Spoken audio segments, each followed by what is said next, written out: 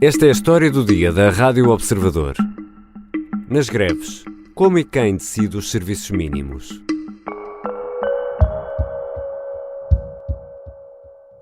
Estou a demorar mais tempo para fazer o mesmo trajeto devido à situação da greve dos comboios. O autocarro, o barco, o metro e agora o comboio, todos correram normalmente.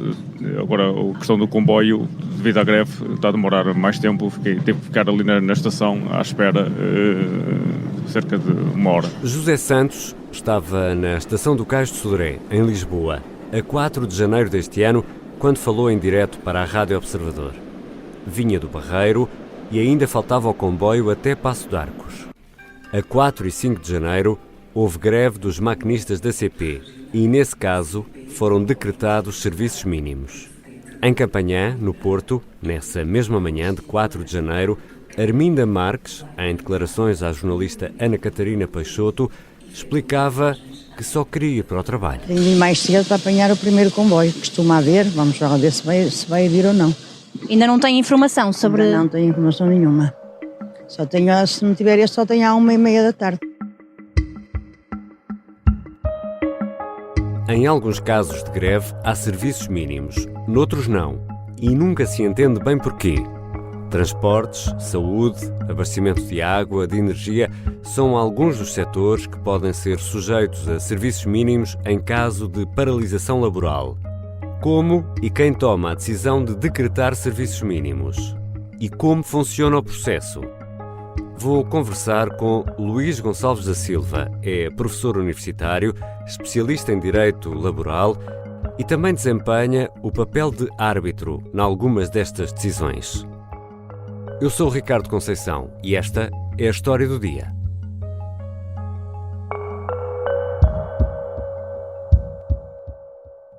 Bem-vindo, professor Luís Gonçalves da Silva. Olá, Ricardo, obrigado pelo convite. Começo aqui por dizer que o senhor é árbitro, já participou em decisões de serviços mínimos e por isso mesmo não vamos entrar aqui na análise de decisões que foram tomadas por outros árbitros e fica também desde já a promessa que vamos explicar em pormenor o que é isso de ser árbitro. Vai ser mais à frente nesta conversa. Professor, vamos aqui começar pelo início e pelo básico. Quem pode fazer greve? A greve é um direito dos trabalhadores que são titulares ou que são parte de um contrato de trabalho. Chama a atenção para um outro ponto que me parece importante. O trabalhador, para aderir a uma greve, não tem que ser filiado no sindicato que declarou a greve, basta que se insira no setor de atividade e no espaço geográfico em que a greve foi declarada. Dando o exemplo.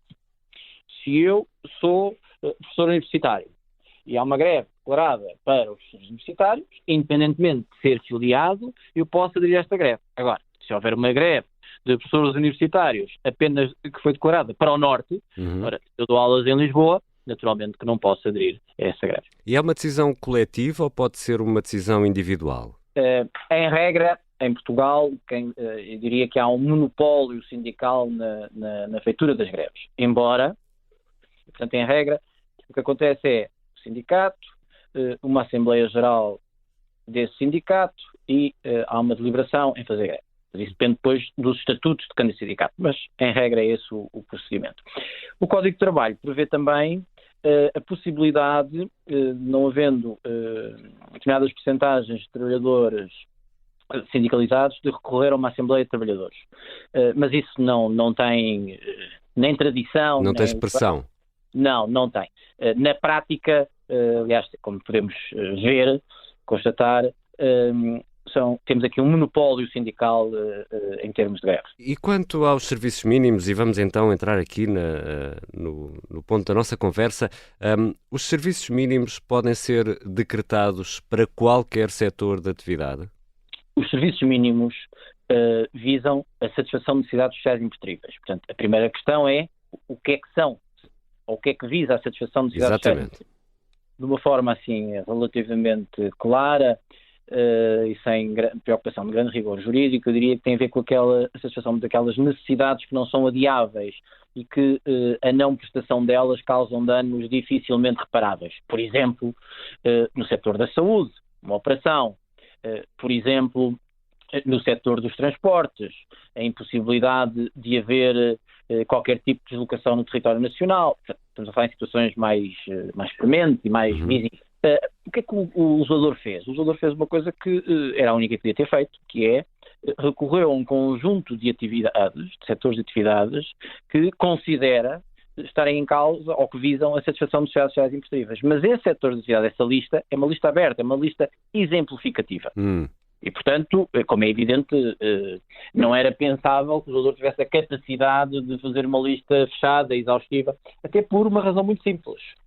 Há setores que, num primeiro momento, podem não impor ou não determinar a satisfação de necessidades sociais imprescindíveis. Portanto, os serviços mínimos não se enquadrar na satisfação de necessidades sociais imprescindíveis e, portanto, obrigar aos serviços mínimos, mas cuja duração da greve pode obrigar. Por exemplo, tivemos agora, relativamente recente, a questão no setor da educação. Dos professores. Ou seja, uma greve de 2 ou 3 dias, exatamente, uma greve de 2 ou 3 dias não causará seguramente um dano irreversível, irreparável, mas uma greve que suprima, por exemplo, um período escolar, eu creio que já estará nessa situação. E os serviços mínimos podem ser obrigatórios ou são sempre facultativos? Os serviços mínimos são sempre obrigatórios. Isto é, o sindicato, quando faz o pré-aviso de greve, comunica os motivos da greve. Se tiver previsto em convenção coletiva os serviços mínimos, enfim, aí há acordo, já está previamente fixado quais é que são os serviços mínimos. Não havendo acordo, o Ministério do Trabalho, através da Direção-Geral de Emprego e Relações de Trabalho, chama as partes para tentar um acordo. Não se consegue alcançar esse acordo. Há dois meios de fixar os serviços mínimos. Por despacho do Governo. 2, estando em causa o setor empresarial do Estado. O Governo não intervém e, neste caso, é o Tribunal Arbitral. Já vamos olhar mais em pormenor para essas decisões. Queria que me dissesse aqui uma coisa antes ainda, que é esta possibilidade de serviços mínimos esteve sempre prevista em paralelo com a greve ou é algo mais recente? Não, foi sempre entendido que existia a obrigação de serviços mínimos. Houve, muitas vezes, dificuldades em fixá-los. Mas essa obrigação, aliás, que depois a Constituição expressamente previu, já era entendida quer pelos tribunais, quer pela doutrina. Já voltamos à conversa com o professor e advogado Luís Gonçalves da Silva, especialista em Direito do Trabalho. Vamos perceber o que é, afinal, o Tribunal Arbitral e quem são os árbitros.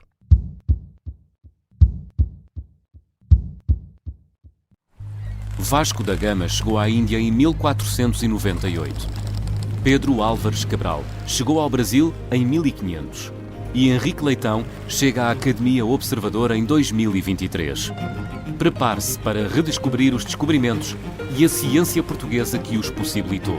Suba a bordo para uma viagem fascinante. Inscreva-se em academia.observador.pt. Academia Observador. Grandes cursos a pequenos preços. Estamos de regresso à conversa com o advogado e professor universitário Luís Gonçalves da Silva, especialista em Direito do Trabalho.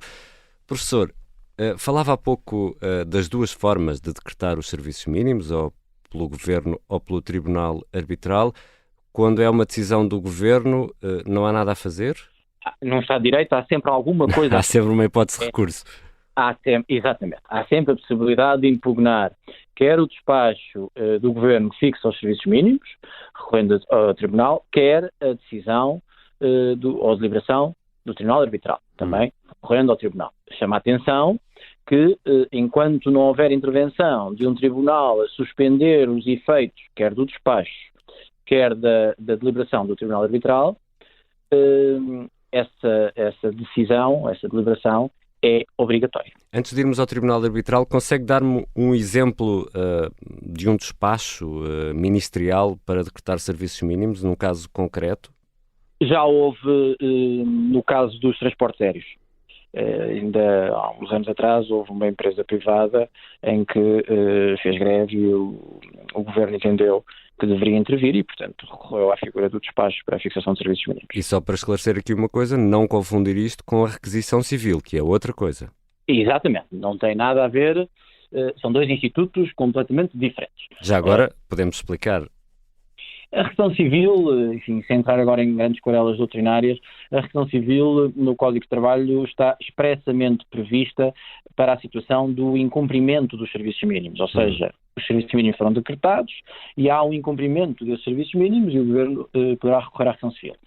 Recordar-se-ão, muitas pessoas que nos estão a ouvir, que já aconteceu situações em que, mesmo antes de haver serviços mínimos, o Governo recorreu à requisição civil. Isso na altura gerou grande discussão, mas lembrar-se-ão que na altura do Natal, em que houve uma greve de uma transportadora aérea, salvo erro 2012, por aí, o Governo, antes mesmo do Tribunal Arbitral ter deliberado, recorreu à requisição civil. E afinal, o que é o Tribunal Arbitral? Olha, o Tribunal Arbitral é uma figura que demorou muitos anos a ter vida, eu diria, enfim, prevista uma expressão, vida real. A nascer. Formal, exatamente.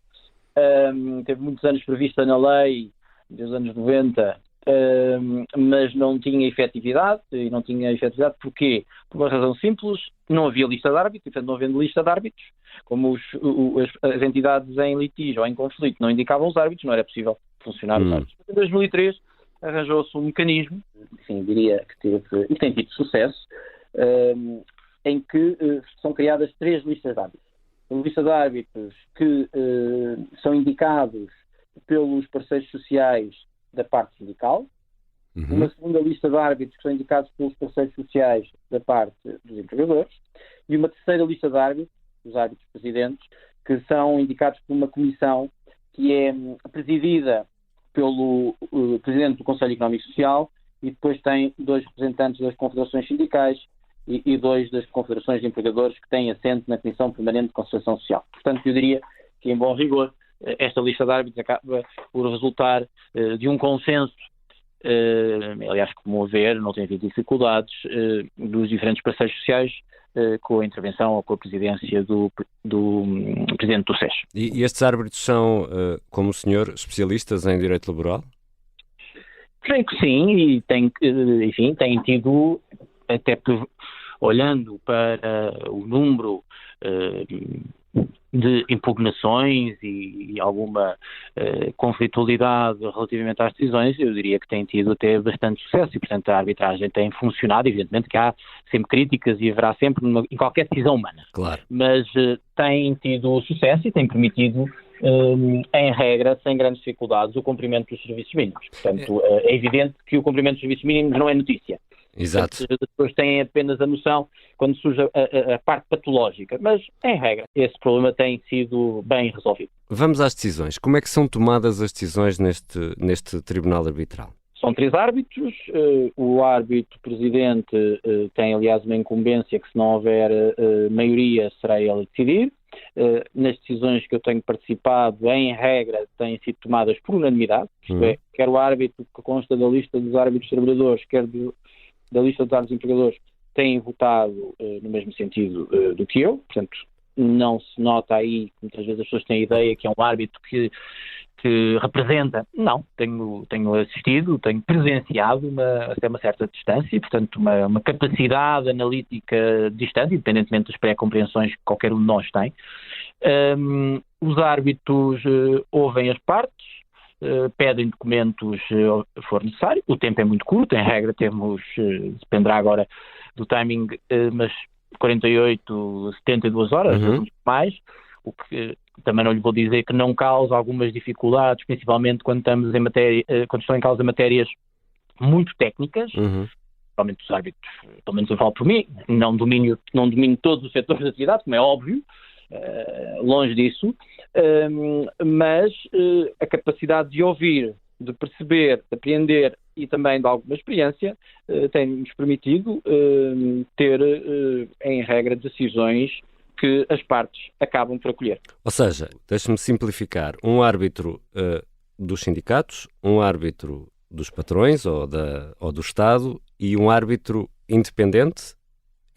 São estas 3 pessoas? Não, diria de outra forma, se me permite. É um árbitro que consta da lista ou que foi indicado pelas entidades sindicais, pelas confederações sindicais, é um árbitro que foi indicado pelas confederações de empregadores e depois é o árbitro-presidente que foi indicado pelas confederações sindicais de empregadores. E esses árbitros têm sensibilidades diferentes que se podem ou não refletir nas decisões que tomam? Podem ter ou não. Eu estava a falar da minha experiência no âmbito do Conselho Económico e Social e as deliberações do Tribunal Arbitral foram, em regra, tomadas por unanimidade. Às vezes, e corrija-me se não for assim, mas pelo menos esta é a percepção que temos, por vezes para greves que à primeira vista nos parecem iguais na forma, há decisões diferentes. A questão é que às vezes parecem iguais, mas não são iguais. Vou dar um exemplo simples. Eu já participei em decisões do Tribunal Arbitral, algumas delas até tomadas por unanimidade, em que não foram decretados serviços mínimos que visassem a satisfação de necessidades sociais imprescindíveis, ou seja, houve apenas serviços mínimos por razões de segurança e manutenção das instalações. Porquê? Porque há vários critérios a atender.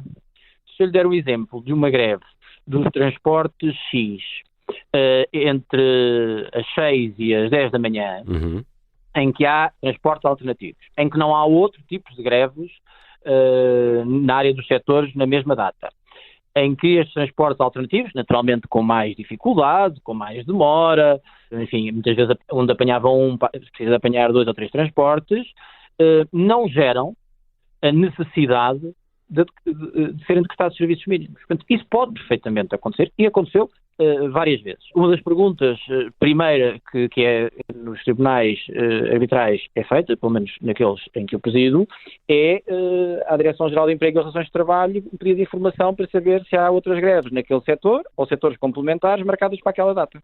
Porque isso faz toda a diferença. Uma coisa é ter uma greve isolada num determinado transporte, outra coisa é ter uma greve em 2 ou 3 transportes no mesmo dia, à mesma hora, que pode obrigar depois então o Tribunal a decretar serviços mínimos. E na sua opinião e com a sua experiência, os serviços mínimos que têm sido decretados ou não, têm obedecido a algum equilíbrio nestas decisões? Estas decisões têm sido equilibradas? Eu creio que sim, até porque se nós olharmos para as deliberações do Tribunal Arbitral, é evidente que não lhe posso dizer que haja unanimidade entre todos os árbitros e em todas as constituições dos tribunais arbitrais. Evidentemente que não. Mas há linhas de manutenção, de constância, até de previsibilidade de determinada orientação. E, portanto, creio que, em regra, tem havido aqui a expressão de uma, que é muito importante em direito, que é uma linha previsível de decisão. Aquilo que é muitas vezes prejudicial, o género de efeito de surpresa, até porque a lei prevê uma coisa, que é, havendo 3 decisões no mesmo sentido, isto é, em greves idênticas, o Tribunal pode aderir à decisão já... Faz jurisprudência. Se quiser simplificar, exatamente isso. E, portanto, isso é muitas vezes até, ou é algumas vezes feito. Portanto, não creio que haja nessa matéria um problema acrescido ou um problema diferente do que é. Naturalmente, quando há serviços mínimos... Em regra, os sindicatos tentaram o quê? Que não houvesse. Portanto, pode haver mais ou menos contentamento, mas isso faz parte, enfim, isso já não abrange os árbitros, mas faz parte depois do debate público, é de salutar, e portanto alguém tem que decidir, nunca pode estar à espera de decidir, receber apenas o reconhecimento de todos. É impensável, estamos perante um conflito, muitas vezes um conflito bastante aguerrido, e portanto é natural que haja contentes e descontentes, mas eu acho que, pelo menos para os árbitros, não há vencedores e vencidos. Há uma preocupação no cumprimento da lei, há uma preocupação em satisfazer as necessidades essenciais da comunidade e, portanto, creio que esse assunto tem sido resolvido de forma bastante serena e equilibrada. Obrigado, professor Luís Gonçalves da Silva. Muito obrigado. Luís Gonçalves da Silva é professor universitário, especialista em Direito Laboral, consultor da Abreu Advogados e também já desempenhou o papel de árbitro em algumas decisões. Esta foi a História do Dia. Este episódio contou com a colaboração do jornalista José Prada, a sonoplastia é do Artur Costa e a música do genérico é do João Ribeiro. Eu sou o Ricardo Conceição. Até amanhã.